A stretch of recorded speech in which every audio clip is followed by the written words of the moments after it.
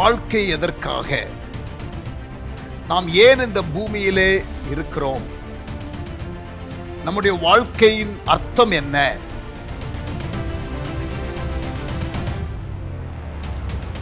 வாழ்க்கையின் அர்த்தத்தை அறிந்து வாழும் பொழுது வாழ்க்கை மிகவும் லகுவாகிவிடும். தேவையில்லாத காரியத்திலே நாம் சிக்கிக்கொள்ள மாட்டோம்.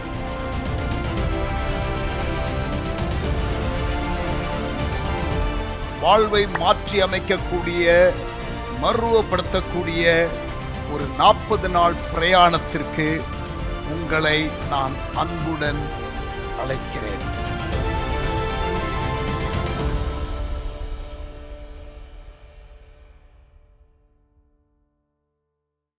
Praise the Lord.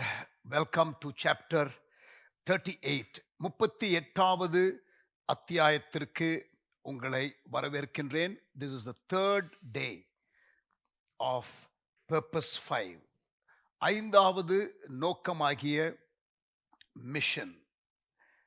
உலகத்தில் தேவன் நமக்கு வைத்திருக்கிற ஒரு ஊழியம், அதை நாம் நிறைவேற்ற வேண்டும். எப்படி சபைக்குள்ள ஒரு பணியை தேவன் நமக்கு வைத்திருக்கிறார். 4வது நோக்கம் மினிஸ்ட்ரி. அதே போல வெளியில, சபைக்கு வெளியில இருக்கிற மக்களுக்கு தேவன் நமக்கு வைத்திருக்கிற ஒரு ஊழியம் இருக்கிறதே, அது மிஷன்.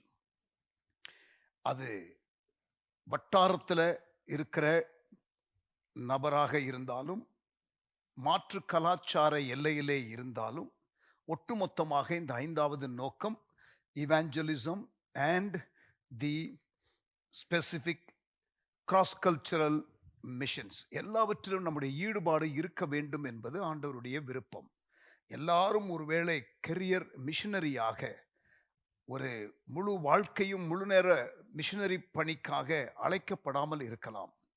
ஆனால் நம்ம எல்லாரும் மிஷனரி ஊழியத்தில், தேவனுடைய இந்த 5வது நோக்கத்தில் நம்ம எல்லாரும் ஈடுபட வேண்டும். இன்றைக்கு நம்முடைய சாப்டருடைய தலைப்பு become a world class Christian, in contrast to being a worldly Christian. உலகத்தரம் வாய்ந்தது ஒரு கிறிஸ்தவனாகுதல், உலகத்தோடு ஒத்துப்போகிற ஒரு கிறிஸ்தவனாக இல்லாதபடிக்கு. becoming a world class Christian, உலகத்தரம் வாய்ந்தது ஒரு கிறிஸ்தவனாகுதல். மார்க் 16:15 இயேசு கொடுத்த 5 அந்த கற்பனைகள் பைபிளில், புதிய ஏற்பாட்டில் ஃபர்ஸ்ட் 5 books ஆஃப் த பைபிளில் இருக்கிற அந்த 5 வசனங்களில் ஒரு வசனம், great commission passage, Mark 16:15. Jesus said to his followers, go everywhere in the world and tell the good news to everyone. இயேசு தமது சீஷர்களிடம், நீங்கள் உலகமெங்கும் போய் சர்வ சிருஷ்டிக்கும் சுவிசேஷத்தை பிரசங்கியுங்கள் என்றார். சங்கீதம் 67:2, Psalm 67 verse 2, send us around the world with the news of your saving power and your eternal plan for all mankind. உம்முடைய ரட்சிக்கும் வல்லமையோடும் முழு மனுக்குலத்திற்குமான உமது நித்திய திட்டத்தோடும் எங்களை உலகமெங்கும் அனுப்பும். The Great Commission is your commission. பிரதான கட்டளை உங்களுக்கான ஒரு கட்டளையாக இருக்கிறது. உங்களுடைய சாய்ஸ். நீங்கள் தெரிந்தெடுக்க வேண்டிய காரியம் என்ன தெரியுமா? ஒன்று, நீங்கள் உலகம் முழுவதும் சுவிசேஷம் சொல்லணுங்கிற உணர்வோடு உள்ள கிறிஸ்தவனாக, உலகளாவிய கிறிஸ்தவனாக, அல்லது உலகத்தரம் வாய்ந்த ஒரு கிறிஸ்தவனாக, as Rick Warren calls it, அல்லது உலகம் போகும் போக்கில் போகும் கிறிஸ்தவனாக இருப்பது உங்களுடைய தெரிந்தெடுப்பு, உங்க choice. Be either a world class Christian or be a worldly Christian. World class கிறிஸ்டியனுக்கும் வேர்ல்டி கிறிஸ்டியன்ஸுக்கும் உள்ள கான்ட்ராஸ்ட், உலகளாவிய கிறிஸ்தவனுக்கும் உலகம் போக்கும் போக்கில் போகும் கிறிஸ்தவனுக்கும் உள்ள வித்தியாசம். ரெண்டு பேரும் கிறிஸ்தவர்கள் தான், ரெண்டு பேரும் ரட்சிக்கப்பட்டவர்கள் தான். Both are Christians and both are believers. முதலாவது உலகளாவிய கிறிஸ்தவன். தேவன் உலகமெங்கிலும் செய்ய விரும்புகிற காரியத்திலே தன்னை இணைத்துக் கொண்ட கிறிஸ்தவன். The world class Christian எப்படி இருப்பான்? அவன் நான் ரட்சிக்கப்பட்டது சேவைக்காக என்ற தெளிவுடன் இருப்பான். தேவன் உலகத்தில் எனக்கு ஒரு பணியை வைத்திருக்கிறார் என்ற ஒரு தெளிவுடன் இருப்பான். தேவன் எனக்கென்று வைத்திருக்கிற திட்டத்தை நான் நிறைவேற்ற வேண்டும் என்ற ஒரு அறிவோடும் அதை ஒரு ஸ்லாக்கியமாகவும் கருதி அவன் இருப்பான். இப்படிப்பட்ட கிறிஸ்தவர்கள் தான் வாழ்க்கையில முழுமையான விதத்தில் ஜீவனோடு இருக்கிறார்கள். Rick Warren says world class Christians are the only fully alive people on this planet. உண்மையான நோக்கத்திற்காக வாழுகிறவர்கள், அவர்களுக்கு இருக்கிற மகிழ்ச்சி, அவர்களுக்கு இருக்கிற ஒரு தன்னம்பிக்கை, அவர்களுக்குள்ள இருக்கிற ஒரு எழுச்சி, உற்சாகம், அதெல்லாம் அளவிடவே முடியாது. ஏனென்றால் அவர்களுக்குள்ள ஒரு நிறைவும் திருப்தியும் இருக்கும். அது ஒரு கண்டேஜியஸ் ஒரு ஆஸ்பெக்ட். அவர்களுக்குள்ள இருக்கிற அந்த காரியம் தொத்து வியாதியை போல மற்றவர்களை பற்றி பிடிக்கும். நல்ல விதத்தில் ஒரு கெட்ட வார்த்தையாக இருந்தாலும், ஒரு நோய்க்கிருமி பரவுகிறதை ஒரு தொத்து வியாதி என்று சொல்லுகிற அந்த வார்த்தையை பயன்படுத்தினாலும் ஒரு நல்ல காரியமாக, அப்படிப்பட்ட மக்களோடு நீங்கள் பழகும் பொழுது அவர்களுடைய அந்த attitude can be imported. That excitement and the joy and the perspective can be imported. அவர்களோடு நீங்கள் சேர சேர உங்களுக்கும் அந்த ஒரு ஆசை, அந்த ஒரு அர்ப்பணம், அந்த ஒரு தெளிவு, அந்த ஒரு கண்ணோட்டம் வரும். They wake up each morning expecting God to work through them in fresh ways. ஒவ்வொரு நாளும் காலையில் தூங்கி எழுந்துச்சு ஒரு எக்ஸைட்மெண்ட்டோட, ஒரு பரவசத்தோடு கூட இன்றைக்கு தேவன் எனக்காக வைத்திருக்கிற ஒரு புது காரியம் என்ன என்ற ஒரு எதிர்பார்ப்போடு அவர்கள் எழும்புவார்கள். இது உலகளாவிய கிறிஸ்தவன், உலகம் தழுவிய, உலகத்திலே தேவனுடைய திட்டத்தை அறிந்த ஒரு கிறிஸ்தவன், a world class Christian. In contrast, அதற்கு நேர்மறையாக உலகத்தோடு ஒத்துப்போகிற கிறிஸ்தவன், உலகம் போகிற போக்கிலே தன்னை வைத்துக் கொண்ட கிறிஸ்தவன், இம்மைக்காக வாழுகிற ஒரு கிறிஸ்தவன், தன்னுடைய சுயநலனுக்காக எல்லாவற்றையும் செய்கிற ஒரு கிறிஸ்தவன். இவன் தன்னுடைய வாழ்க்கையின் நிறைவை தான் மையப்படுத்தி வாழுகிறான். இவன் ரட்சிக்கப்பட்டிருக்கிறான், ஆனால் சுயநலத்துடன் காணப்படுகிறான். இவர்களுக்கு கான்சர்ட், என்ரிச்மெண்ட் செமினாரு இதெல்லாம் ரொம்ப பிடிக்கும். Because it makes them feel good. இவங்களை மிஷன்ஸ் கான்ஃபரன்ஸில், மிஷன்ஸ் காரியத்தில் ரொம்ப பார்க்க மாட்டீங்க. அவர்களுடைய சொந்த தேவைகள், அவர்களுடைய ஆசீர்வாதம், அவர்களுடைய மகிழ்ச்சி, இதைத்தான் மையமாக வைத்து அவர்கள் எதையும் செய்வார்கள். இட்ஸ் மீ ஃபர்ஸ்ட் ஃபேத், நான் முதலாவது என்ற விதமான காரியத்தில் தான் அவர்களுடைய எல்லா செயல்பாடுகளும் இருக்கும். அவர்களுடைய விசுவாச வாழ்க்கை என்று சொன்னாலும் அது அப்படித்தான், அந்த மையத்தை வைத்துதான், அவர்களுடைய சுயநலத்தை வைத்துதான் எல்லாமே இருக்கும். How can God make my life more comfortable? என் வாழ்க்கை இன்னும் கொஞ்சம் சௌகரிய நிலைக்கு வருவதற்கு தேவன் என்ன உதவி செய்வார்? ஆண்டவரை அவர்களுடைய நோக்கத்திற்காக பயன்படுத்துவார்கள். தேவனுடைய நோக்கத்திற்காக தங்களை விட்டு கொடுக்கிறதை விட நீங்கள் எப்படிப்பட்ட கிறிஸ்தவர்கள்? What type of Christian are you? even as you're listening to this, இந்த காரியத்தை கேட்டுக்கொண்டிருக்கிற வேளையிலே யோசிக்கிறீங்களா? நீங்கள் யார்? ஆண்டவர் நம்மை இதுவரை உலகத்துல இல்லாத ஒரு பெரிய project, the greatest project, the largest project, the most diverse project, the most significant project in history, his kingdom, அவருடைய ராஜ்யம், அதனுடைய விரிவாக்கம், நித்திய தேவனுடைய திட்டம், உலகளாவிய திட்டம், ஒரு பெரிய திட்டம், ஒரு எல்லா மக்கள் இனங்களை கோத்திரங்களை உள்ளடக்கிய ஒரு திட்டம், ஒரு முக்கியம் வாய்ந்த ஒரு திட்டம் சரித்திரத்தில் தேவ ராஜ்யம். அந்த காரியத்திற்கு கர்த்தர் உங்களை அழைத்திருக்கிறார். History is his story.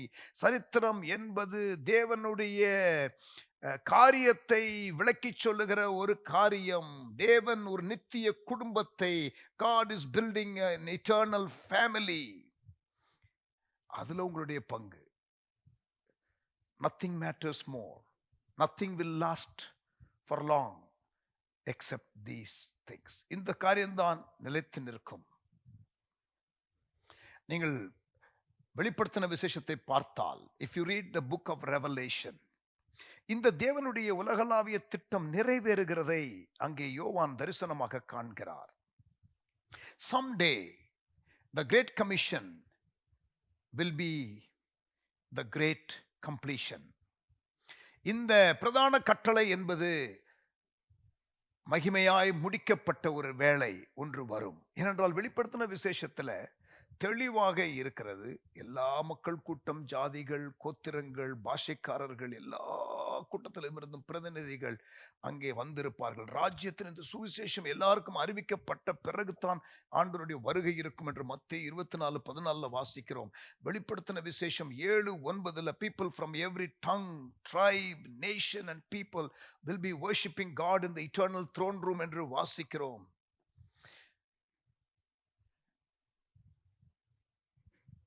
நீங்கள் இந்த தேவனுடைய மகத்தான திட்டத்தில் ஈடுபடும் பொழுது, when you are involved in this great grand eternal plan of God, you will be experiencing a little bit of heaven. பரலோகத்தின் ஒரு சின்ன ஒரு அந்த காரியத்தை நீங்கள் அனுபவிப்பீர்கள். ஆதி திருச்சபையில இருந்ததான இயேசுவினுடைய சீஷர்கள், இயேசு பரமேறி போகிறதுக்கு முன்பதாக அவரோடு கூட இருந்த 12 சீஷர்களுக்கு அவர் கட்டளை கொடுத்து, அவரை பார்த்தவர்களுக்கு கட்டளை கொடுத்து, அந்த group of people to whom he appeared after resurrection, உயிர்த்தெழுதலுக்கு பிறகு காட்சியளித்த அவர்களிடத்துல அவர் இந்த கட்டளையை கொடுக்கும் பொழுது, உலகளாவிய திட்டத்தை அவர்களுக்கு சொல்லும் பொழுது, ஒரு சின்ன ஒரு கூட்டம், ஒரு ஏழ்மையான ஒரு கூட்டம், இந்த உலகளாவிய திட்டத்தை நிறைவேற்றுவதற்கு வாகன வசதிகள் இல்லாத காலம், நடந்து போய் சொல்லணுமா அல்லது ஸ்லோவா போகிற சில மிருகங்கள் அவைகளிலே பிரயாணிக்கணுமா? பெருங்கடலை, சமுத்திரத்தை கடக்கக்கூடிய கப்பல்கள் அன்று கிடையாது. கம்யூனிகேஷன் டெக்னாலஜி, போன்ஸோ, ஃபேக்ஸோ, இமெயிலோ எதுவுமே கிடையாது. இன்டர்நெட் கிடையாது. லிட்டரலா உலகத்தின் ஒரு பகுதியில் இன்னொரு பகுதிக்கு போனா பிரயாணம் பண்ணுவதற்கே கிட்டத்தட்ட ஒரு 6 மாதம் எடுக்கும். இப்படிப்பட்டதான ஒரு கான்டெக்ஸ்ட்ல ஆண்டவர் இந்த பிரதான கட்டளையை கொடுக்கிறார். இன்றைக்கு பாருங்க, டுடே இன்றைக்கு ஏரோப்ளேன் இருக்கிறது, கப்பல் இருக்கிறது, ட்ரெயின் இருக்கிறது, பஸ் இருக்கிறது, ஆட்டோமொபைல் இருக்கிறது. உலகம் மிகவும் சிறியதாக இன்றைக்கு மாறிவிட்டது. It is shrinking day by day. நீங்கள் சமுத்திரத்தை கடந்து மறுநாளிலேயே திரும்பி வரலாம் உங்க ஊருக்கு. நீங்கள் யாரோடையும் நேரடியாக பேசலாம். வீடியோ காட்சியோடு கூட வீடியோ காலில் பேசலாம். அப்படிப்பட்டதான ஒரு காலத்தில் வாழ்ந்து கொண்டிருக்கிறோம். தி ஆப்பர்ச்சுனிட்டி, வாய்ப்பு நமக்கு முன்பதாக இன்றைக்கு இருக்கிறதான வாய்ப்பு ஒரு பெரிய இதுக்கு முந்தின தலைமுறைகளுக்கெல்லாம் இல்லாத ஒரு வாய்ப்பு. Therefore we have no excuse not to spread the good news. இந்த நற்செய்தியை பரப்புவதற்கு, சாக்குபோக்கு சொல்லுவதற்கு ஒன்றுமில்லை.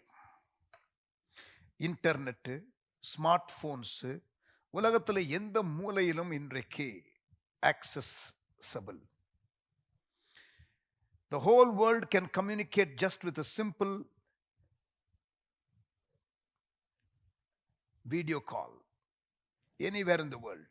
Remotest places-ல கூட இன்றைக்கு அந்த வசதிகள் இருக்கிறது. லைவ் ப்ரோக்ராம் செய்யலாம் எந்த இடத்திலும் இருந்தும், virtually from anywhere. ரிமோட் வில்லேஜஸ்ல கூட இன்டர்நெட் ஆக்சஸ் இருக்கிறது.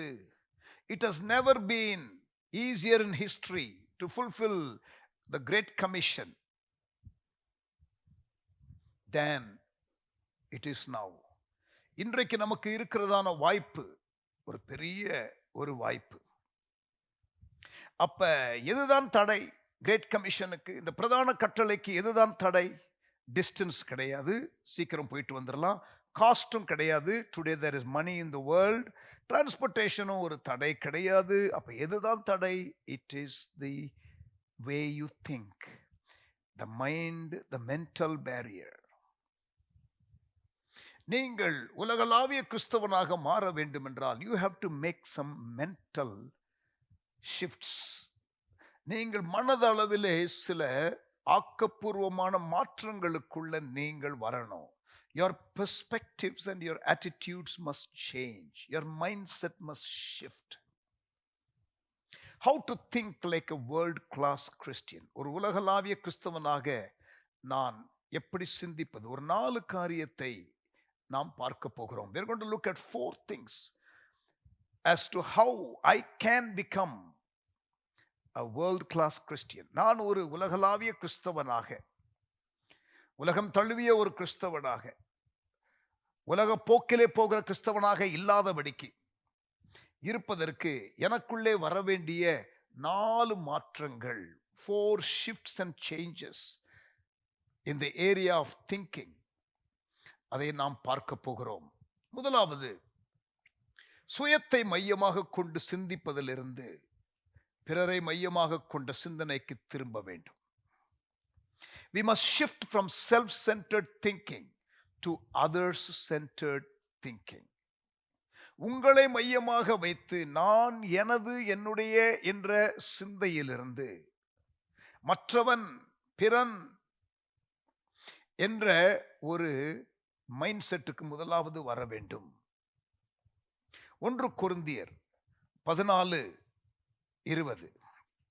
1 Corinthians chapter 14 verse 20.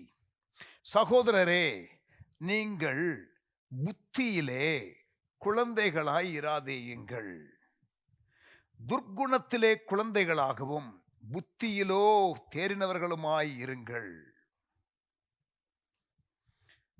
Stop thinking like a child. Think like matured people. தேறினவர்களாய் இருங்கள். 1 கொரிந்தியர் 13:11 வாசிங்க. 1 Corinthians 13:11. நான் குழந்தையாய் இருந்தபோது, பவுல் சொல்லுகிறார், குழந்தையைப் போல பேசினேன், குழந்தையைப் போல சிந்தித்தேன், குழந்தையைப் போல யோசித்தேன். நான் புருஷனான போதோ குழந்தைக்கேற்றவைகளை ஒழித்து விட்டேன். அது 1 கொரிந்தியர் 13:11. முதல்ல வாசிச்சது 1 கொரிந்தியர் 14:20. சகோதரரே, 1 கொரிந்தியர் 13:11 பவுல் தன்னை குறித்து சொல்லுகிறார்.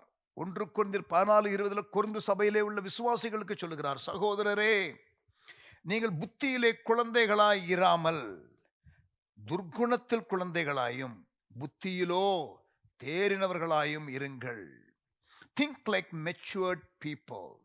Don't think like a child is the exhortation. Children only think of themselves. பிள்ளைகள் தங்களை குறித்து தான் யோசிப்பார்கள். Grown-ups are to be thinking about others, responsible living. குடும்பம் என்ற காரியம் வரும் பொழுது குடும்பத்தில் வளர்ந்தவர்கள், முதிர்ந்தவர்கள் குடும்பத்தில் உள்ள மற்றவர்களுடைய நலனை கருதுவார்கள். சமுதாயத்திலே வளர்ந்தவர்கள், முதிர்ச்சி அடைந்தவர்கள் மற்றவர்கள் சமுதாயத்தில் இருக்கிறவர்களை குறித்து கவனிப்பார்கள். சபையிலே வளர்ந்தவர்கள், முதிர்ச்சி அடைந்தவர்கள் மற்றவர்களுடைய நலனை மையமாக வைத்து வாழுவார்கள். In any given community, the matured are those who will consider others. பிலிப்பியர் 2 அதிகாரம் 4 பிலிப்பியர் 4:2. அவனவன் தனக்கானவைகளை அல்ல பிறருக்கானவைகளை நோக்குவானாக. And 5 this is the mind of Christ என்று பவுல் சொல்லுகிறார். கிறிஸ்து இயேசுவின் சிந்தை என்ன? பிறருக்கானவைகளை சிந்திக்கணும்.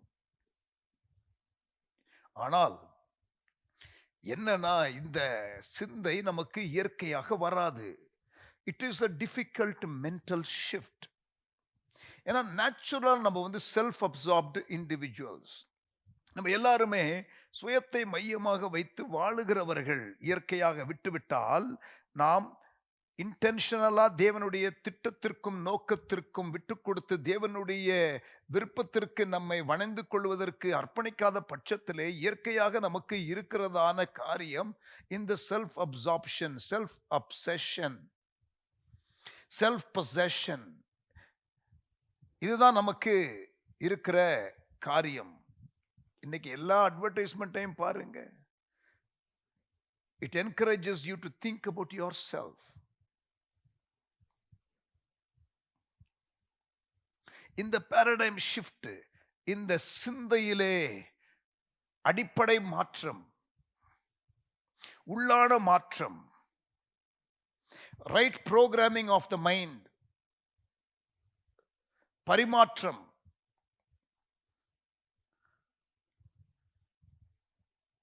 paradigm shift, the pattern of thinking change பண்றது, அந்த grid of thinking change பண்றது. The only way we can make this paradigm shift is by a moment by moment dependence on God. தேவனை சார்ந்து கடினம்தான். பட் அதிர்ஷ்டவசமாக, துரதிர்ஷ்டவசமாக இயற்கையாக நமக்கு இது வராது.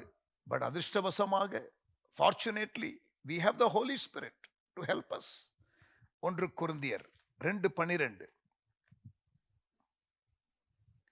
நாங்களோ உலகத்தின் ஆவியை பெறாமல் தேவனால் எங்களுக்கு அருளப்பட்டவைகளை அறியும்படிக்கு தேவனிடத்திலிருந்து புறப்படுகிற ஆவியை பெற்றிருக்கிறோம். Praise God for the Holy Spirit who helps us to think like Christ if we are sensitive to hearing and obeying his leading. ஆவியானவருடைய சத்தத்தை கேட்பதற்கும், அவர் கொடுக்கிற கண்ணோட்டத்தை பெற்றுக்கொள்வதற்கும், அவர் கொடுக்கிற வெளிப்பாடை பற்றி கொள்வதற்கும், கீழ்ப்படிவதற்கும் அர்ப்பணிக்கிறதான ஒரு நபர், they will be helped. அதாவது எப்பயுமே கான்சியஸா ரட்சிக்கப்படாத மக்களையே நினைத்து கொண்டு இருக்கிற ஒரு வாழ்க்கை, அவர்களை ஆண்டவருடைய அன்புக்குள் எப்படி கொண்டு வருகிறது என்ற ஒரு சிந்தனையிலேயே எப்பொழுதும் இருக்கிற ஒரு வாழ்க்கை. யோவான் 4 அதிகாரத்தில் இயேசு சமாரியா ஸ்திரீ சந்திக்கிறார். John chapter 4. ஆனால் இயேசுவோடு கூடியிருந்த 12 சீஷர்கள் அங்க பாருங்க, 12 மணி கூட ஆகல. அவர்கள் 12 பேரு லஞ்ச் டைம் என்று சொல்லி அவர்கள் லஞ்ச் வாங்க போயிட்டாங்க, சாப்பிட போயிட்டாங்க. It took a while before they came back. இயேசுவோ அந்த களைப்பான நேரத்திலையும் தண்ணீர் தா என்று கேட்கிற அந்த அளவிற்கு தண்ணீர் தாகம் எடுத்து களைத்து போய், இயேசு களைத்திருந்தார்னு அங்க இருக்கு. John chapter 4. யோவான் 4 அதிகாரம் நீங்கள் பார்க்கும் பொழுது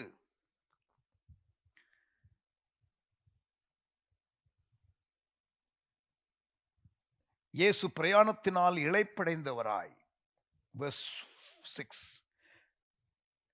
அந்த கிணற்றின் அருகே உட்கார்ந்தார். அப்பொழுது ஏறக்குறைய 6 மணி வேளையாய் இருந்தது. Afternoon 12 o'clock. அவருடைய சீஷர்கள் போஜன பதார்த்தங்களை கொள்ளும்படி ஊருக்குள்ளே போயிருந்தார்கள். ஏற்கனவே 12 மணிக்குள்ளே கிளம்பியாச்சு பார்ட்டி சாப்பாட்டுக்காக. 12 மணிக்குள்ளே கிளம்பிட்டாங்க. இயேசுவோ இங்க இந்த ஒரு நபருக்காக நேரத்தை அவர் செலவழிக்கிறார். அதற்கு பிறகு பார்த்தீங்கன்னா அவங்க சாப்பிட்டுட்டு அதற்கு இடையில இங்கே இயேசு இந்த அம்மாவுக்கு சொல்லி இந்த அம்மா போய் ஊரையே கூட்டி ஊருக்கெல்லாம் சுவிசேஷம் சொல்லி இதெல்லாம் நடக்குது. நம்ம ஆளுங்க இன்னும் வரல லஞ்சுக்கு போனவங்க.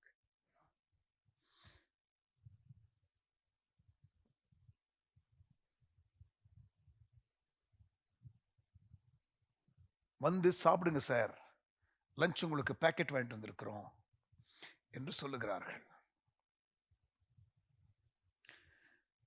அப்ப அவர் சொல்றாரு, என்னுடைய போஜனம் வேற, பிதாவின் சித்தம் செய்வதே என்னுடைய போஜனம் என்று சொல்லுகிறார். இவர்களுக்கு அப்பயும் புரியல. அவர்கள் ஏதோ எங்கேயோ யாரோ சாப்பாடு கொண்டு வந்து கொடுத்திருப்பாங்க.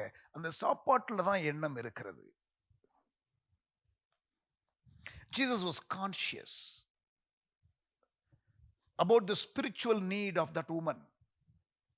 நாம் சுற்றி இருக்கிற மக்களுடைய ஆவிக்குரிய நிலையை குறித்து பார்க்கிறோமா? நம்முடைய சரீரத்திற்கும் நம்முடைய வாழ்க்கைக்கும் முக்கியமான காரியத்தை போக்கஸ் பண்ணுகிறோமா?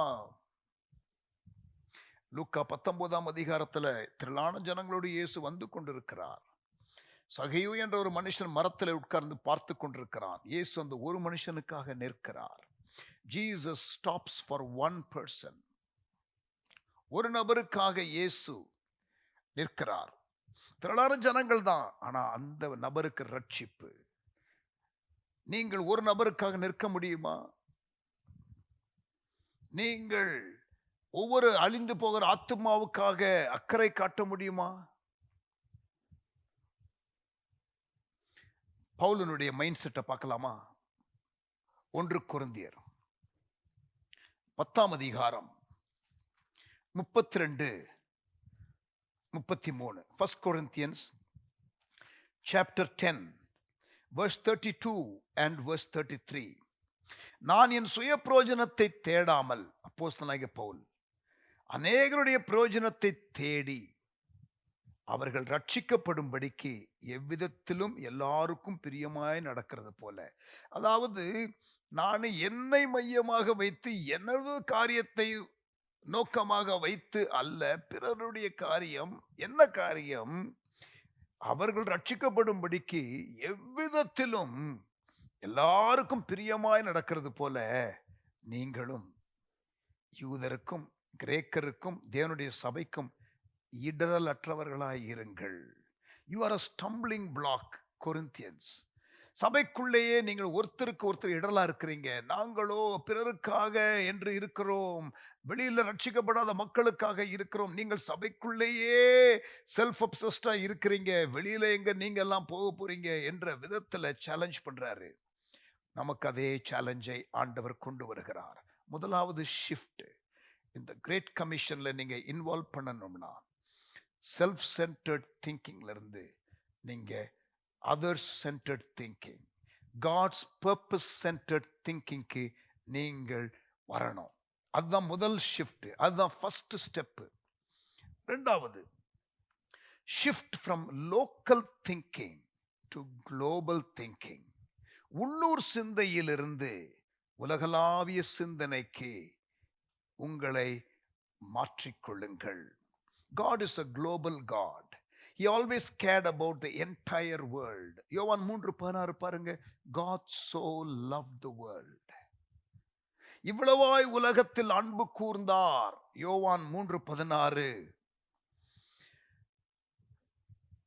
யாவரும் ரட்சிக்கப்படணும், ஒருவரும் கெட்டு போக கூடாது. All peoples, all peoples, all பீப்புள்ஸ்ங்கிற காரியம் ஆண்டவருடைய மனதில் every tongue, every tribe, every nation, every people, ஆண்டவர் எல்லாரையும் உள்ளடக்கித்தான். பாருங்க, கிறிஸ்துவனுடைய பிறப்பு இதோ எல்லா ஜனத்திற்கும் மிகுந்த சந்தோஷத்தை உண்டாக்கும் நற்செய்தி. Joy to the world, joy to the world. From the beginning. அந்த பாபேல் கோபுரம் பாஷைகள் சிதறடிக்கப்படுகிற அந்த சம்பவத்திலிருந்து நீங்க பார்த்தீங்கன்னா, பாஷைகள் சிதறடிக்கப்படுகிறது. சிதறடிக்கப்பட்ட பிறகு ஆண்டவர் ஒரு மனிதனை அழைத்து, ஒரு பாஷை பேசுகிற மனுஷனை அழைத்து, நான் உன்னை ஆசீர்வதிப்பேன், நீ மற்ற பாஷைக்காரர்களுக்கு ஆசீர்வாதமாய் இரு என்று ஆதியாகமம் 12ஆம் அதிகாரத்தில் வாசிக்கிறோம். 11ஆம் அதிகாரத்தில் பாபேல் சம்பவம், அதுல லாங்குவேஜ் டிஸ்பர்ஷன் நடக்குது. 70 பாஷைகளாக சிதறடிக்கப்பட்டிருக்க கூடும் என்று வேத பண்டிதர்கள் நம்புகிறார்கள்.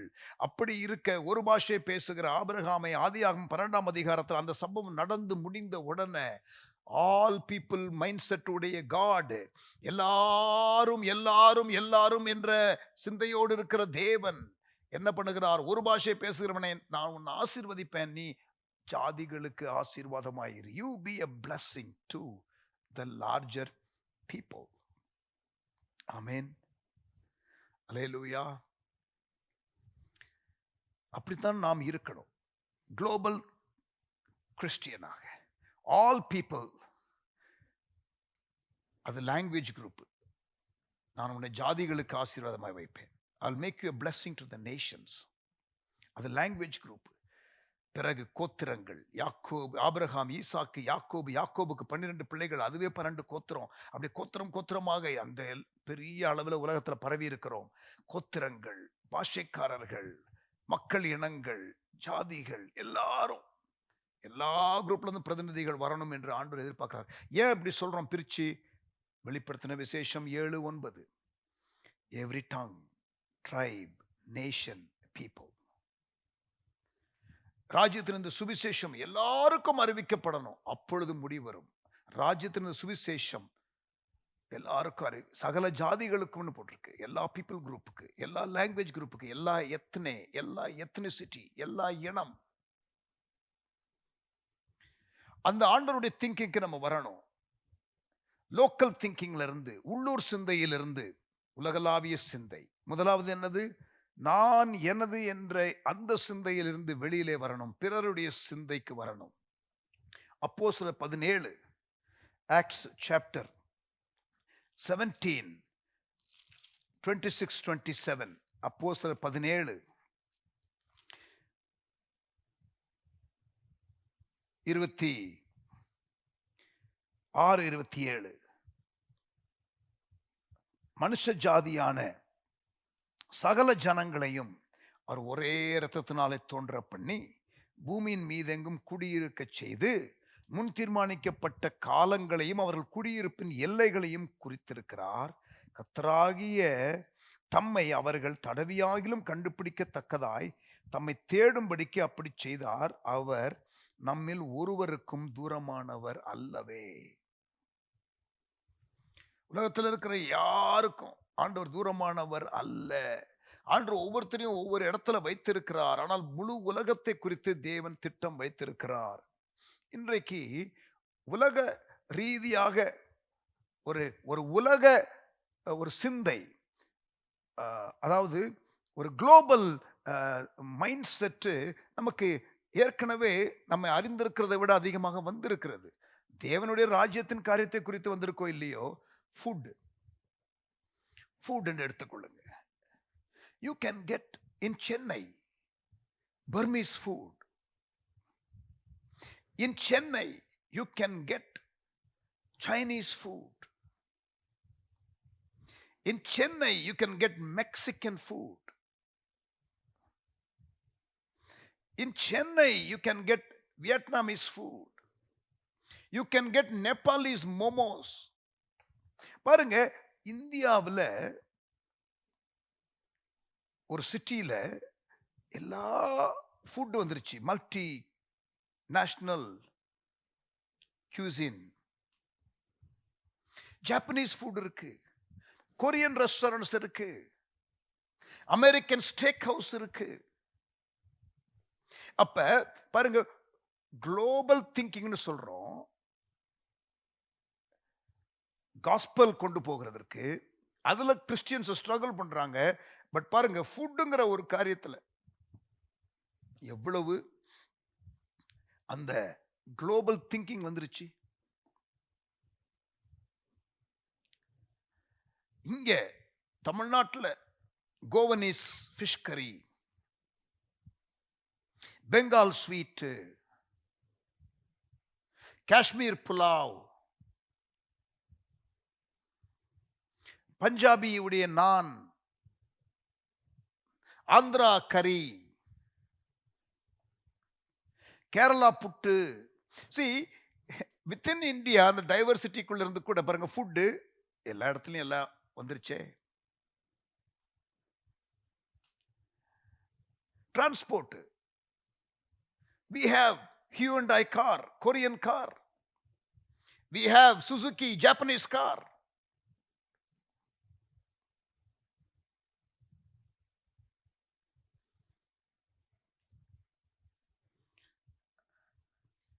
ஈஜிப்ட்ல நம்முடைய பஜாஜ் ஆட்டோ ஓடுது. கைரோவில் ஆயிரக்கணக்கான ஆட்டோ ஓடுது. கைரோ சிட்டியில் டாடா ட்ரக் ஓடுது.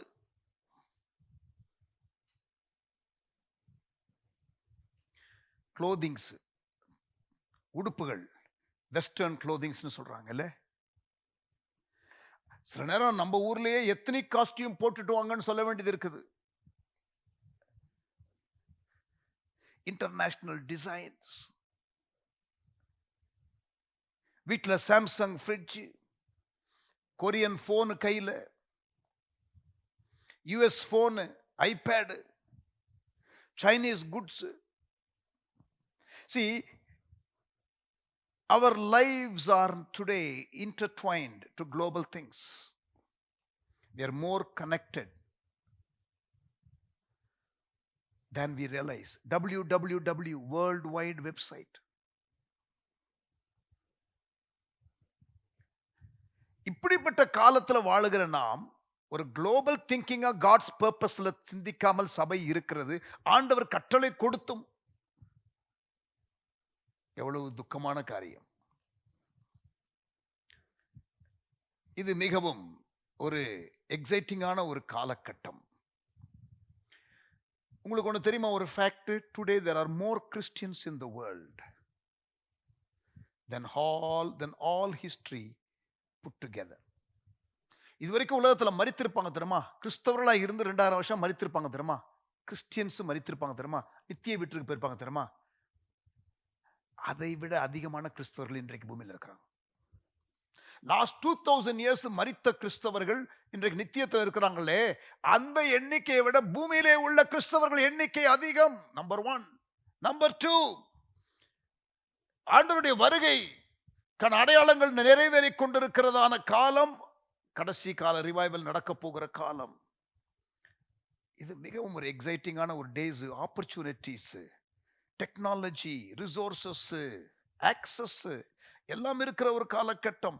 இந்த நாட்கள்ல கர்த்தர் சுவிசேஷத்தை எல்லாருக்கும் சொல்லி முடிக்க வேண்டும் என்று அழைக்கிறார். அந்த திட்டத்தில் நாம் இணையணும்ல. கொலோசையர் 1:16, Colossians 1:16.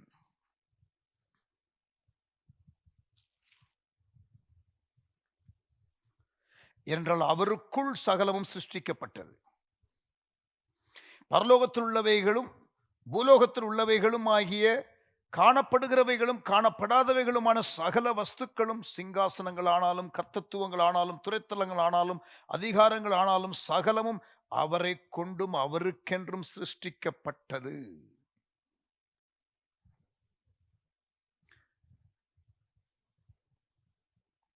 ஒரு உலக மேப் வாங்குங்க, ஒரு குளோப் அந்த இமேஜ் வாங்குங்க, தேசத்தின் பெயர்கள் எல்லாம் எழுதி தேசங்களுக்காக ஜெபிக்க ஆரம்பிங்க. இன்னும் ஸ்பெசிபிக்கா மக்கள் இனங்கள் என்ற கான்செப்ட்ல உங்களுக்கு அண்டர்ஸ்டாண்டிங் இருந்தா அதையும் வைத்து ஜெபிங்க. Because that is very important. சங்கீதம் 2:8, கேள் அப்பொழுது ஜாதிகளை உனக்கு சுதந்திரமாகவும் பூமியின் எல்லை உனக்கு சொந்தமாகவும் கொடுப்பேன். பூமியின் எல்லையை சொந்தமாக கொடுப்பேன், உனக்கு ஜாதிகளை சுதந்திரமாக கொடுப்பேன். கேள். Are you praying the people group size prayer? Are you praying nation size prayer? Are you praying location, region size prayers? சங்கீதம் 2:8 கேளப்பொழுது ஜாதிகளே உனக்கு சுதந்திரமாக பூமியின் எல்லையை சொந்தமாக கொடுப்பேன். Ask of me and I will give you the nations as an inheritance and ends of the earth your possession. Prayer very important.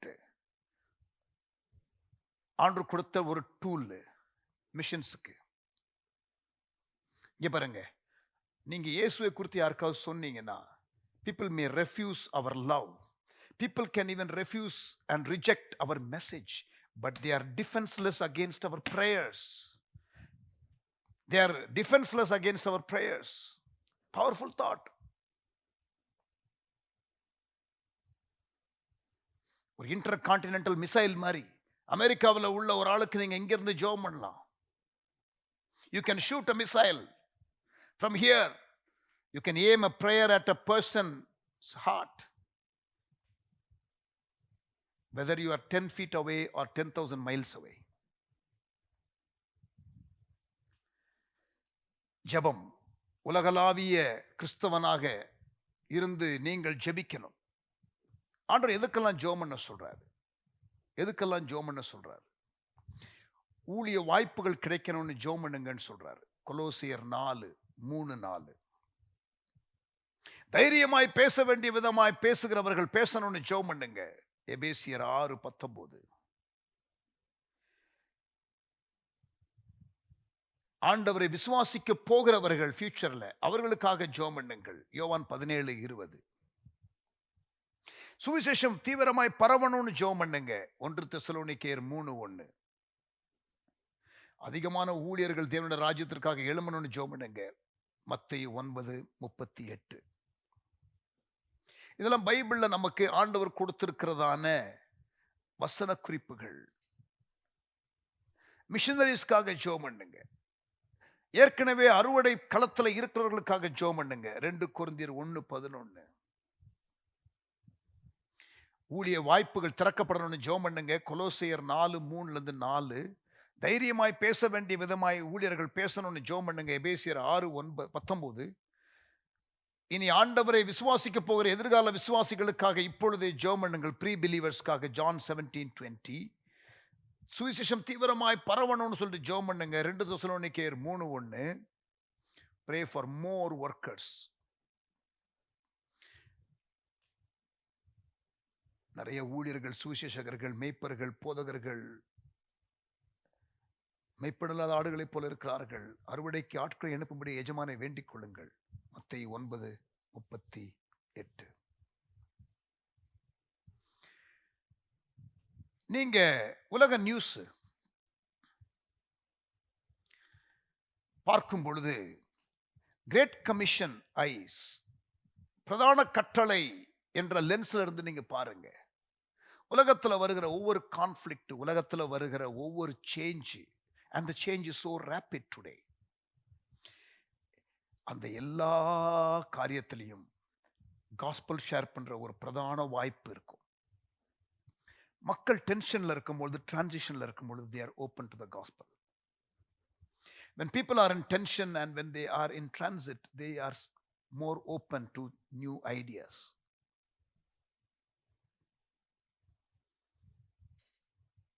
என்னுடைய வாழ்க்கையில ஏற்பட்ட ஒரு நெருக்கத்துல தான் நான் இயேசுவை ஏற்றுக்கொண்டேன்.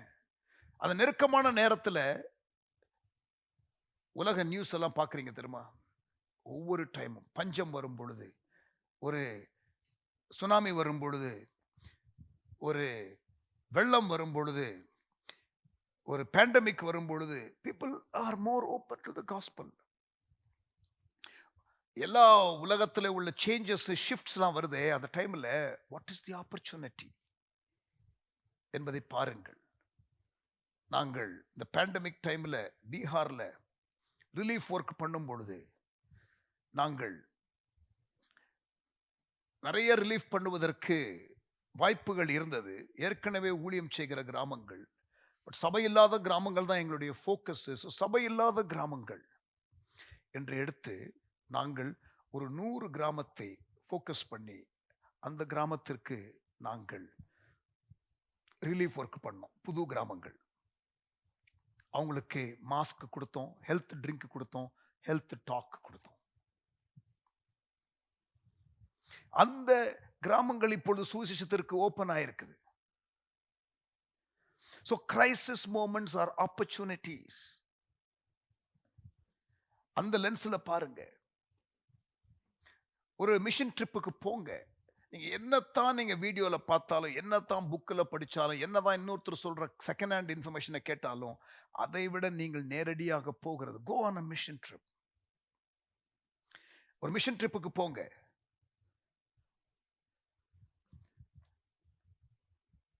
உள்ளூர்ல ஓணாம் பிடிக்காதவன் வெளியூர்ல ஆணை பிடிக்க போனானா அப்படின்னு ஒரு பழமொழி சொல்லுவாங்க. அப்படி யாராவது உங்களை கிண்டல் பண்ணலாம். இங்க பாருங்க, உள்ளூர்லயும் ஓணாம் பிடிங்க. ஏன் உள்ளூர்ல உள்ள ஆத்மா விடுறீங்க? ஒண்ணு. ரெண்டாவது, உள்ளூர்ல செஞ்சு முடிச்சுட்டு தான் வெளியில செய்யணும் அப்படிங்கிற ஒரு ஆர்கியூமெண்ட் இருக்கு. இங்கேயே செய்ய வேண்டிய வேலை அவ்வளோ இருக்குது. இங்கேயே எத்தனையோ ஆத்துமாக்கள் இருக்கிறார்கள். அது அங்க போய் பீகார்ல போய் தான் செய்யணுமா? அது அங்க போயிட்டு ஸ்ரீலங்கால போய் தான் செய்யணுமா? அங்க போயிட்டு பர்மால தான் போய் செய்யணுமா? அங்க போய் நேபாளில செய்யணுமா? என்ற கேள்விகள் நிறைய பேர் எழுப்புவாங்க. Logical questions will arise. இங்க பாருங்க, அப்போஸ்தலர் 1:8 பரிசுத்தாவின் இடத்துல வரும்பொழுது நீங்கள்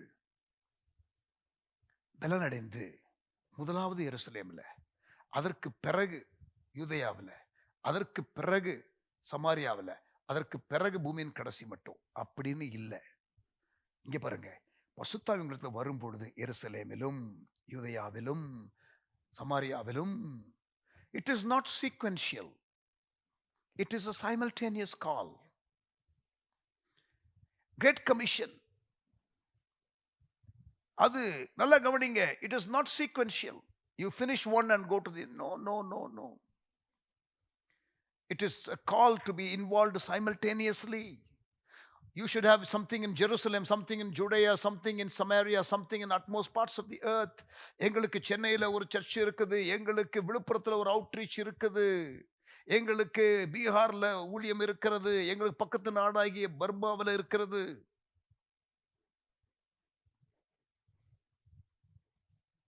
எல்லாரும் கரியர் மிஷனரியாக இருக்க அழைக்கப்படாமல் இருக்கலாம்.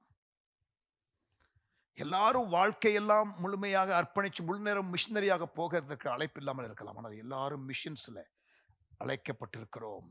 ஒரு கோல் செட் பண்ணுங்க. எருசலேம்ங்கிறது உங்களுடைய உள்ளூர், யூதேயாங்கிறது உங்களுடைய மக்கள் இனம் இருக்கிற உங்க நாடு, உங்க எல்லை தமிழ்நாடு, சரியா? பிறகு யூதேயா கடந்து சமாரியா என்பது இன்னொரு பாஷை பேசுகிற மக்கள் இருக்கிற இன்னொரு இனத்தை சேர்ந்தவர்கள், நார்த் இந்தியா.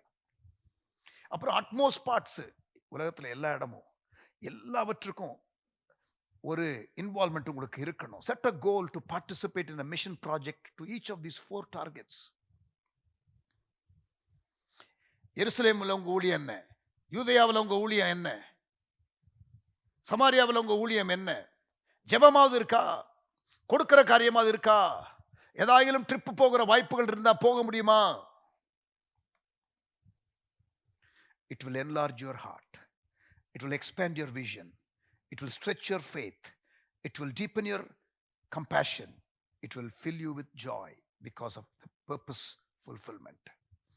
இது இப்படி நீங்க ஈடுபடும் பொழுது உங்களுக்கு உங்களுடைய இருதயத்தை அது பெரிதுபடுத்தும், உங்களுடைய தரிசனத்தை விரிவாக்கும், உங்களுடைய விசுவாசத்தை அது சற்று விரிவடைய செய்யும், உங்களுடைய மனதுருக்கம் ஆழமாகும், உங்களுக்கு தேவனுடைய நோக்கத்தை நிறைவேற்றுகிற ஒரு மகிழ்ச்சி உண்டாகும்.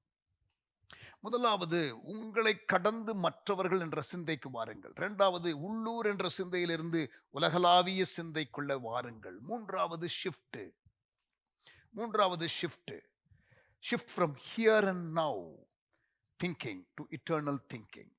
இங்கே இப்பொழுது என்ற சிந்தையிலிருந்து நித்திய சிந்தைக்கு மாறுங்கள். To make the most of your time on earth, you must maintain an eternal perspective. உங்க வாழ்க்கையில நீங்கள் அதிக காரியத்தை செய்து முடிக்கிறதற்கு, உங்க பூமியின் வாழ்க்கையை மேக்சிமைஸ் பண்றதற்கு நித்திய பார்வையோடு வாழ்ந்தால் மட்டும்தான் முடியும். பிரியமானவர்களே, வாட் இஸ் அர்ஜென்ட் என்கிற காரியமா, வாட் இஸ் அல்டிமேட் என்ற காரியமா, எது உங்களுக்கு ப்ரையாரிட்டி எடுக்குது, எது அவசரம் என்ற காரியமா, அல்லது எது ஆண்டவருடைய பார்வையில அர்த்தமுள்ள காரியமா? 2 கொரிந்தியர் 4:18.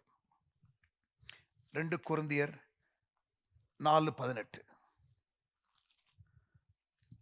காணப்படுகிறவைகள் அநித்தியமானவைகள், காணப்படாதவைகளோ நித்தியமானவைகள். Don't trade your life for temporary things. நிறைய நேரம் நம்ம ஃபோக்கஸ் பண்றது என்ன தெரியுமா? அடுத்த வருஷம் கூட அது முக்கியமானதா இருக்காது. அப்படிப்பட்ட காரியத்துல தான் இழுக்கப்பட்டு கிடப்போம். பெட்டி திங்ஸ். அடுத்த வருஷத்துல கூட அது முக்கியமான காரியம் கிடையாது. Don't talk about eternity. So interested in things that are not important. இயேசு சொன்னாரு, டிஸ்ட்ராக்ட் ஆகாத, கலப்பையில கை வைத்தவன் திரும்பி பார்க்க கூடாது. 2 கொரிந்தியர் 4:18 வாசிச்சோம். லூக்கா 9:62. லூக்கா 9:62. கலப்பையின் மேல் தன் கையை வைத்து பின்னிட்டு பார்க்கிற எவனும் தேவனுடைய ராஜ்யத்துக்கு தகுதியுள்ளவன் அல்ல. டிஸ்ட்ராக்ஷன் வேண்டாம். பவுல் எச்சரிக்கிறார். அது இயேசு சொன்ன வார்த்தை. லூக்கா 9:62 இப்ப வாசித்தேன். பவுல் சொல்லுகிறது 1 கொரிந்தியர் 7:30. 1 Corinthians 7:30. 1 கொரிந்தியர் 7:30. இவ்வுலகத்தை அனுபவிக்கிறவர்கள் அதை தகாத விதமாய் அனுபவியாதவர்கள் போலவும் இருக்க வேண்டும். இவ்வுலகத்தின் வேஷம் கடந்து போகிறதே. இன்றைக்கு மிஷன்ஸுக்கு ஆப்ஸ்டக்கிள் என்ன? நீங்க உலகளாவிய கிறிஸ்தவனாக மாற முடியாமல் இருக்கிறதற்கான தடைகள் என்ன? பாரமான யாவையும் பாவமான யாவையும் உதறி தள்ளிவிட்டு விசுவாசத்தை தூக்கிற முடிக்கிறவருமாக அவர் மேல கண்களை வைத்து ஓடணும்னு எபிரேயர் 12:1 வாசிக்கிறோம். உதறி விடுங்க பாவமான காரியத்தை, பாரமான காரியத்தை. நித்தியத்தில் உங்களுக்காக சேர்த்து வையுங்கள் என்று இயேசு சொன்னார். மத்தேயு 6:20-21. அநீதியான உலக பொருளால சிநேகிதரை சம்பாதியுங்கள் என்று இயேசு சொன்னார். லூக்கா 16:9. திருப்பி சொல்றேன், உலகளாவிய கிறிஸ்தவனாக இருக்கிறதுக்கு என்ன தடைகள்? பாரமான காரியங்கள், பாவமான காரியங்கள், உதறி தள்ளிவிடுங்கள் என்று எபிரேயர் 12:1 சொல்லுகிறது.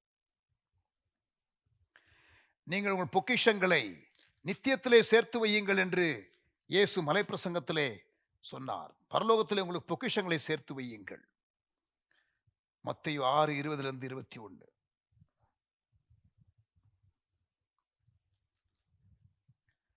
லூக்கா 16:9. லூக் 16:9. அநீதியான உலக பொருட்களாலே சிநேகிதரை சம்பாதியுங்கள். அப்பனா உங்களுடைய அழிந்து போகிற அந்த உலக பொருட்களை வச்சு அதை இன்வெஸ்ட் பண்ணி நீங்க ரட்சிப்புக்குள்ள மக்களை கொண்டு வந்தீங்கன்னா, if you invest your unrighteous mammon to earn friends for eternity, that is a good thing, Jesus says. 1 தீமோத்தேயு 6:18-19. நன்மை செய்யவும் நற்கிரியைகள் ஐஸ்வர்யவான்களாகவும் தாராளமாய் கொடுக்கிறவர்களும் உதார குணமுள்ளவர்களுமாய் இருக்கவும் நித்திய ஜீவனை பற்றி கொள்ளும்படி வருங்காலத்திற்கு தங்களுக்கு நல்ல ஆகாரத்தை பொக்கிஷமாக வைக்கவும் அவர்களுக்கு கட்டளையிடு. பவுல் தீமோத்தேயுக்கு சொல்லுகிறார். நவ் அண்ட் ஹியர் என்ற மென்டாலிட்டியிலிருந்து இட்டர்னிட்டி என்ற திங்கிங்க்கு வரணும். முதலாவது என்னது? நான் என்ற சிந்தையிலிருந்து பிறர் என்ற சிந்தைக்கு. இரண்டாவது உள்ளூர் சிந்தையிலிருந்து உலகளாவிய சிந்தைக்கு. மூன்றாவது இங்கே இப்பொழுது என்ற சிந்தையிலிருந்து நித்தியத்தின் சிந்தை. கடைசியாக நாலாவது shift from thinking of excuses to thinking of creative ways of fulfilling the great commission. ஏன் கிரேட் கமிஷனை செய்ய முடியாது, நான் ஏன் மிஷன்ஸ்ல ஈடுபட முடியாது என்பதற்கு ஒரு 4 காரணத்தை கொடுக்கிறவர்களாக இராதபடிக்கு ஒரு படைப்பாற்றலோடு ஒரு கிரியேட்டிவ் வேல நான் இப்படி ஈடுபட முடியும் என்ற வழியை யோசியுங்கள். Let your mind change. இப்பெல்லாம் வேண்டாம் பிரதர் மிஷினரி ஊழியம், முதல்ல இங்க சபை கட்டிடுவோம் பிரதர், முதல்ல இங்கே ஒரு வீடு கட்டிடுவோம் பிரதர். எங்கள் குடும்பத்தில் உள்ளவங்க இதை புரிஞ்சுக்கிட மாட்டேங்கிறாங்க பிரதர். பிரதர், ஆண்டவருடைய நோக்கத்தை நிறைவேற்றினவர்கள் எல்லாருடைய குடும்பத்திலையும் முழு ஒத்துழைப்பெல்லாம் வரல. They know how to navigate. Excuses, சாக்குபோக்குகள். ஏன் முடியாது என்பதற்கு ஒரு 5 காரணம். மோசே சாக்குபோக்கு சொன்ன அழைக்கும் பொழுது கர்த்தர் எல்லாவற்றுக்கும் ஒரு பதில் வைத்திருந்தார். வேற யாராவது 10 கெடுங்க, எனக்கு திக்குவாய். இல்ல இல்ல இல்ல, உனக்கு வேணா ஒரு அசிஸ்டன்ட் தரேன், பட் நீ எனக்கு வேணும். God wants you. கிதியோன், ஆண்டவரே வேண்டாம், நானா யாரை கூப்பிட்டீங்க? நீதான். என்ன யாரும் மதிக்க மாட்டாங்களே, வீட்டிலேயே மதிக்க மாட்டாங்களே, உனக்கு இருக்கிற பலத்தோட போ, அனுப்புகிறவர் நான் அல்லவா. I want you. Excuse mentality. எனக்கு வயசு கம்மி, மரியாள் சொல்றா. எலிசபெத் சொல்றா எனக்கு வயசு கூட. சாராள் சொல்றா எனக்கு வயசு கூட. எரேமியா சொல்றார் எனக்கு வயசு கம்மி. வயசு கம்மியோ வயசு கூடையோ, கர்த்தர் அழைத்தால் கர்த்தர் அழைக்கிறார்.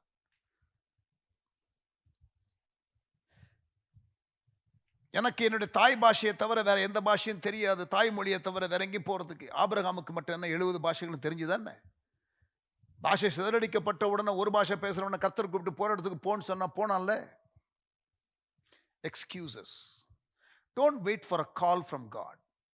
ஆண்டவர் எனக்கு விசேஷமா ஒரு சூப்பர் நேச்சுரல் அப்படியே இந்த கூஸ் பம்பெல்லாம் வந்து அப்படியே கையை காலெல்லாம் ஆட்டி அப்படியே யாராவது உங்க தலையில கையை வச்சு உங்க தலையில அப்படியே தலையை ஆட்டி அபிஷேகம் ஆவியில, இங்க பாருங்க, அந்த வந்தாதான் கால்னு நினைக்காதீங்க. பைபிள்ல ரொம்ப கிளியரா இருக்கு. 5 நோக்கத்துல ஒரு நோக்கம், நீங்க மிஷினரி ஊழியத்துல ஈடுபடணும். No need any call. Specific கால்ங்கிறது ஒன்று இருக்குது, அது நான் அண்டர்ஸ்டாண்ட் பண்றேன். பட் ஜெனரல் கால்லேயே உங்களுக்கு அந்த ப்ரொவிஷன் இருக்குது to be involve in missions. இந்த 5 நோக்கத்துல எல்லாரும் ஈடுபடணும் தான் ஆண்டவர் கொடுத்திருக்கிறாரு. நீங்க தெளிவா இதுல ஈடுபட கர்த்தர் ஸ்பெசிபிக்கா வழி நடத்துவாரு. வட இந்தியாவுக்கு மிஷனரிஸ் தேவை, இதுவரை இல்லாத அளவிற்கு தேவை. இந்த கடைசி கால எழுப்புதலுக்கு ஏசாயா தீர்க்கதரிசி வாலண்டியர் பண்ற தன்னுடைய அழைப்பை. Isaiah volunteers his call. ஏசாயாவே நீ போறியான்னு கேட்டாரா? யாரை அனுப்புவேன் என்ற குரலை கேட்டான். ஆண்டவருடைய பொதுவான இருதய ஆதங்கத்தை அவன் கேட்டு விட்டான். Those who know the heart of God will volunteer the call of God. I repeat, those who know the heart of God can volunteer the call of God. தேவனுடைய இருதயத்தை புரிந்தவன் தன்னார்வமாக தன்னுடைய அழைப்பை சமர்ப்பிக்கலாம் தேவனுக்கு இடத்துல. ஒரு இடத்துல வேக்கன்சி இருக்குதுன்னா உடனே அப்ளை பண்ண தோணுது இல்லை? ஆண்டவருடைய ராஜ்யத்தில் எவ்வளோ வேக்கன்சி இருக்கு தெரியுமா? ஏன் அப்ளை பண்ண மாட்டேங்கிறீங்க? கம்பெனிலேருந்து உங்களை வந்து கூப்பிடணும் வீட்டில் அப்படின்னு நினைக்கிறீங்களா? அப்படி எத்தனை கம்பெனியில் போய் வேலைக்கு போனாங்க? எத்தனை பேர் கம்பெனியில் அப்ளை பண்ணாங்க? கரெக்டா? வேக்கன்சி இருக்குன்னு தெரிஞ்சுது. வேக்கன்சி இருக்குதாமே உங்கள் கம்பெனியில்? அப்ளை பண்ணுறோம்ல. ஏன் ஆண்டவருடைய ராஜ்யத்திற்கு ஏன் அப்ளை பண்ணக்கூடாது? மார்க் 8:35. மார்க் 8:35. தன் ஜீவனை ரட்சிக்க விரும்புகிறவன் அதை இழந்து போவான். என் நிமித்தமாகவும் சுவிசேஷத்தின் நிமித்தமாகவும் தன் ஜீவனை இழந்து போகிறவன் அதை ரட்சித்துக் கொள்வான். Great Commission is your commission, and doing your part is the secret to living a life of significance. வாழ்க்கை ஒரு அர்த்தமுள்ள வாழ்க்கையாக வாழுவதற்கு இந்த 5 நோக்கத்திலும் நீங்கள் முழுமையாக ஈடுபடணும். இந்த 5வது நோக்கமாகிய காரியம், 4 ஷிஃப்ட் உங்களுக்குள்ள தேவை. நீங்க உலகளாவிய கிறிஸ்தவனாக மாறுவதற்கு, உலகத்தோடு ஒத்துப்போகிற கிறிஸ்தவனாக இல்லாதபடிக்கு. 2 பேரும் கிறிஸ்தவர்கள் தான், பட் தேவன் விரும்புகிற கிறிஸ்தவனாக நீங்கள் இருக்க சுயம் என்ற காரியத்திலிருந்து வெளியில வாருங்கள், பிறர் என்ற காரியத்திற்கு வாருங்கள். மைண்ட் செட்டு மாறட்டும், பேரடைம் ஷிஃப்ட் உண்டாகட்டும். லோக்கல் உள்ளூர் சிந்தையிலிருந்து உலகளாவிய சிந்தை வரட்டும். இங்கே இப்பொழுது என்ற சிந்தையிலிருந்து நித்தியத்தின் சிந்தை வரட்டும். சாக்கு போக்கு சொல்லுகிற சிந்தையிலிருந்து தேவனுக்காக சாதனை படைக்க, படைப்பாற்றலோடு புது வழிகளை கண்டுபிடித்து தேவனுடைய திட்டத்தில் ஈடுபடுத்த உங்களை நீங்கள் அர்ப்பணிக்கலாம். இன்றைக்கு 3வது நாள், 5வது நோக்கத்தை பார்த்திருக்கிறோம். இன்னும் 2 நாட்கள் இருக்கிறது இந்த ஸ்டடி முடியறதுக்கு. Next 2 chapters largely it's a summary of all the 5 purposes. அடுத்த 2 சாப்டர் இந்த 5 நோக்கத்தையும் மறுபடியுமாக உங்களுக்கு நினைப்பூட்டுகிற ஆங்கிள் தான் இருக்கும். You must be involved in the purpose of God. உங்க வாழ்க்கை எது உந்தி தள்ளுது? தேவனுடைய நோக்கம் உந்தி தள்ளுகிறதா? ஆமென். கண்களை மூடி நாம் ஜெபம் பண்ணுவோம். நல்ல தகப்பனே, உம்முடைய 5 நோக்கத்தையும் புரிந்து கொள்ள இந்த நாட்களில் எங்களுக்கு கற்றுக் கொடுக்கிற பாடங்களுக்காக ஸ்தோத்திரம். ஆசீர்வதியும். தொடர்ந்து மீதியான 2 நாட்கள் எங்களோடு கூட பேசும். இயேசுவின் நாமத்தில் ஜெபிக்கிறோம் எங்கள் நல்ல பிதாவே. ஆமென். Praise the Lord. கிருபையாக தேவன் நம்மை 38 நாளும் முடிக்க கிருபை செய்திருக்கிறார் இந்த 2 நாட்கள். But don't take these teachings lightly. இந்த டீச்சிங்ஸை நீங்க லேசா எடுக்காதீங்க. உங்களுக்கு தெளிவா வாழ்க்கையை குறித்து, மனுஷனுடைய வாழ்க்கை, டோட்டலா ஹியூமன் லைஃபை குறித்து, மோர் ஸ்பெசிபிக்கலி காட்ஸ் சைல்டு, நீங்க உங்களுக்கு இருக்கிற காரியம் தெளிவா ஆண்டவர் பேசிக் கொண்டிருக்கிறார். ஒப்பு கொடுங்க, இதை வாழுங்க. நோக்கத்தினால் வழிநடத்தப்படும் வாழ்க்கையாக உங்கள் வாழ்க்கை இருக்கட்டும். தேவனுக்கு பிரியமான வாழ்க்கையாக இருக்கட்டும். God bless you. See you tomorrow.